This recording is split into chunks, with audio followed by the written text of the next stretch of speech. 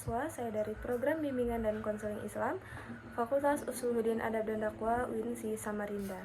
Di sini langsung saja kita masuk pada materi yang selanjutnya, yaitu tentang perkembangan moral.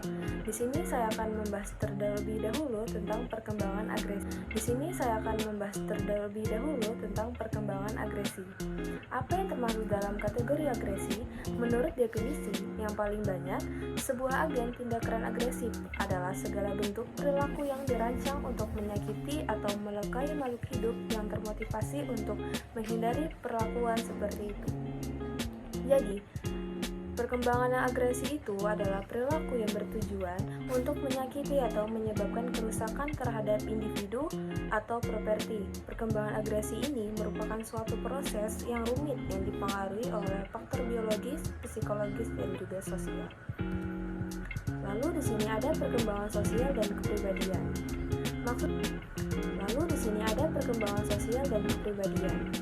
Maksud dari pelaku yang mendefinisikan suatu tindakan agresif bukan konsekuensi dari tindakan tersebut. Jadi, niat definisi nasional akan mengklasifikasikan sebagai agresif semua tindakan yang memang dimaksudkan untuk merugikan tetapi tidak dilakukan.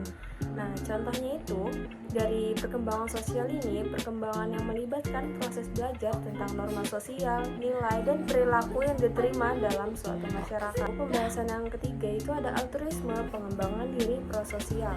Seperti yang telah kami catat di bab ini, kebanyakan orang tua berharap anak-anak mereka akan bertindak dalam memerlukan rasa altruisme, kepedulian tulus terhadap kesejahteraan orang lain, dan kemauan keingintahuan untuk bertindak atas kekhawatiran tersebut. Di sini altruisme sering ditampilkan dalam perilaku prososial yang oleh para psikolog didefinisikan sebagai tindakan apapun yang dimaksudkan untuk memberi manfaat bagi orang lain. Selanjutnya ada perkembangan moral.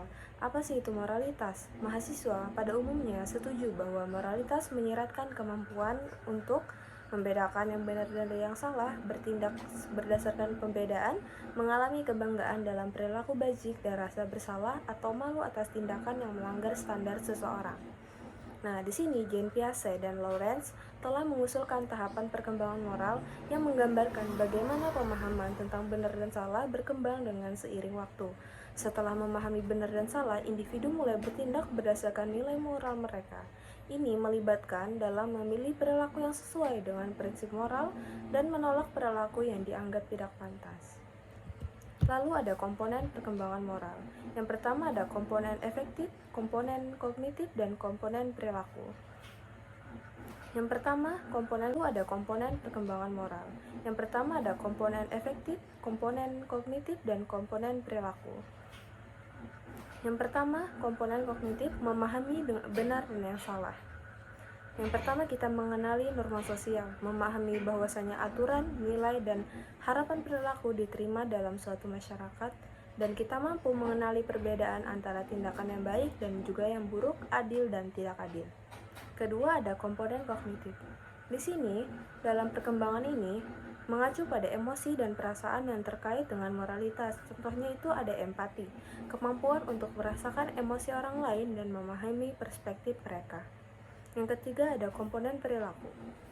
Komponen ini dalam perkembangan moral mengacu pada tindakan nyata yang dilakukan seseorang berdasarkan pemahaman moral dan pengalaman emosional mereka.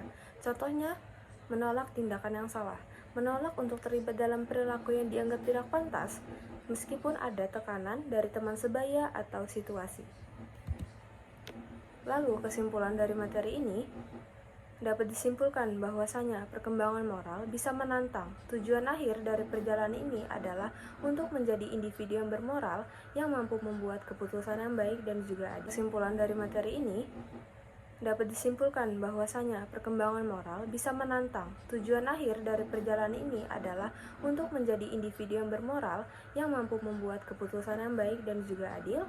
Dengan pemahaman yang baik tentang perkembangan moral, kita dapat mendukung anak-anak untuk berkembang menjadi individu yang bermoral dan juga penuh dengan integritas. Sekian presentasi singkat dari saya. Assalamualaikum warahmatullahi wabarakatuh.